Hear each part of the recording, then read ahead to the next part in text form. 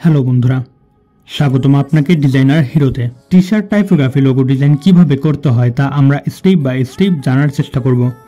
তাহলে আর দেরি কিসের, চলুন শুরু করা যাক আমাদের ডিজাইনের যাত্রা। টাইপোগ্রাফি ডিজাইন করার জন্য আমি আগেই টাইপ করে নিলাম আমার প্রয়োজনীয় লেখাগুলো। এই কফি লেখাটাকে আমি একটি স্টাইলিস্ট ফন্ট দিব। আমার প্রয়োজন অনুযায়ী রাউন্ড শেপ নিয়ে ফিলকে নান করে স্ট্রোক দিলাম।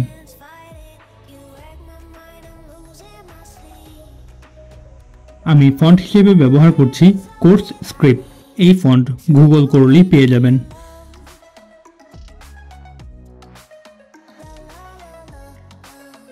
বাকি সবকিছু নর্মাল ফন্ট রেখে ড্রিঙ্ক লেখাটাকে ও অন্য লেখাগুলোকে আমি রাউন্ড শেপ এর মধ্যে ডিজাইন করব।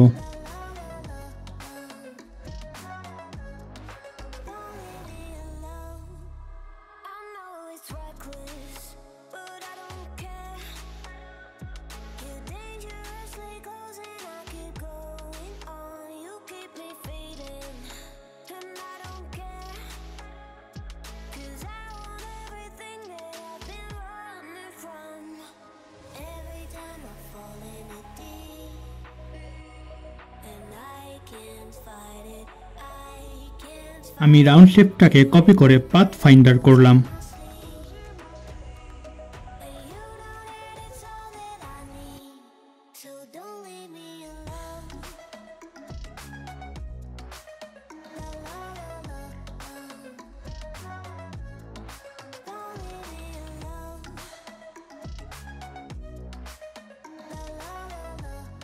যে লেখাগুলোকে আমি রাউন্ড শেপ করতে চাই সেই লেখাগুলোকে আমি ব্রাশ সিম্বলে ইনসার্ট করলাম। ইনসার্ট করার পর একটি ডায়লগ বক্স আসবে আর ব্রাশে টিক মার্ক রেখে ওকে বাটনে ক্লিক করব।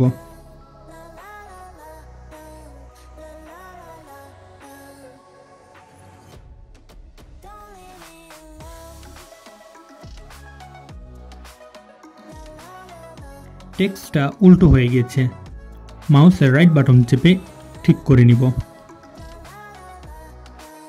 সেম কাজটা নিচের টেক্সটটাও করব। অন্যভাবে যে কোনো টেক্সটকে রাউন্ড শেপে ট্রান্সফর্ম করা যায়, কিন্তু এইভাবে করলে অ্যাকুরেটভাবে হয়। আর সুবিধা হচ্ছে স্ট্রোক ব্যবহার করে লেখার সাইজ বাড়ানো অথবা কমানো যেতে পারে।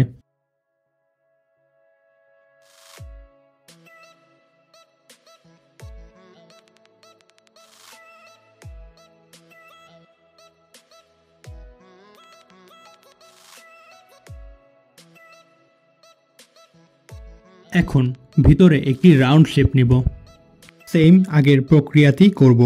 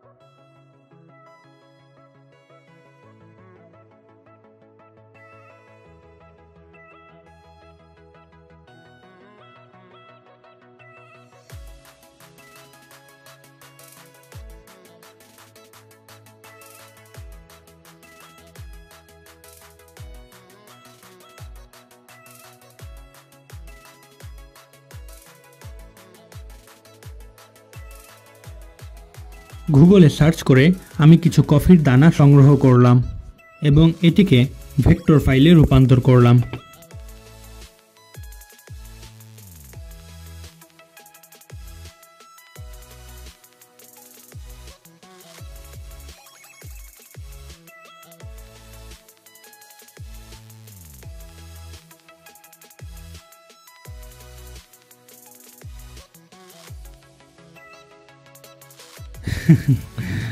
কফি লেখাটা একটু ভুল করে ফেলেছি।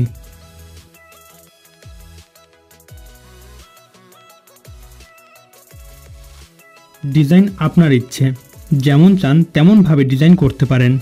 শুধু আইডিয়াটা লাগবে কোন টুলস এবং প্রোগ্রাম কিভাবে কাজ করে।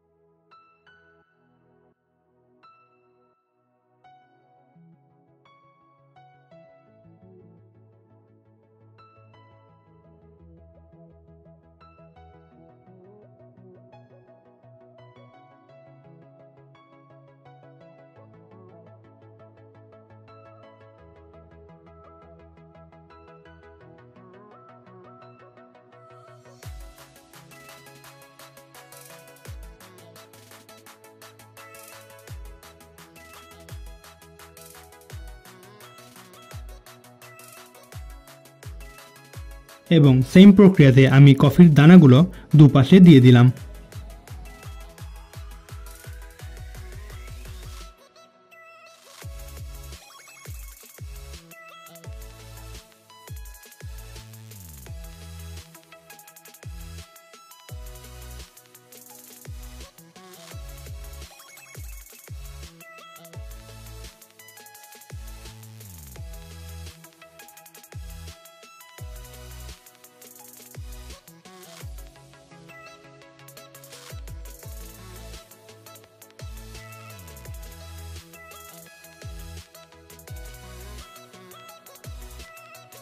লোগোর ভিতরে আমি কিছু ইফেক্ট দিব। রোটেট টুলস নিয়ে নিচের দিকে একটি ড্র্যাগ করে ধরে দুটি লাইন কপি করব এবং কন্ট্রোল ডি প্রেস করব।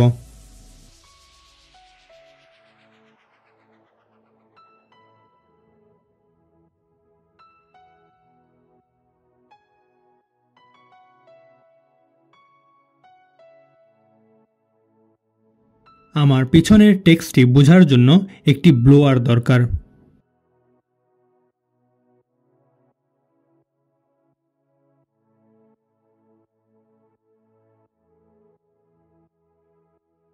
প্রথমে আমি যাব ইফেক্ট থেকে ব্লোয়ার থেকে গাসিয়ান ব্লোয়ারে যাব এবং রাউন্ড শেপটি ব্লোয়ার করলাম।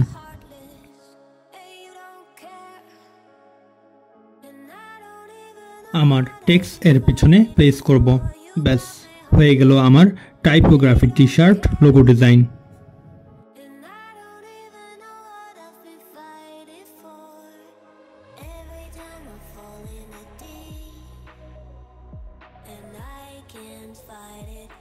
ভিডিওটি কেমন ছিল সেটি আপনার কমেন্ট বক্সে লিখে জানান এবং সাবস্ক্রাইব করে জানিয়ে দিন আপনার মন্তব্য।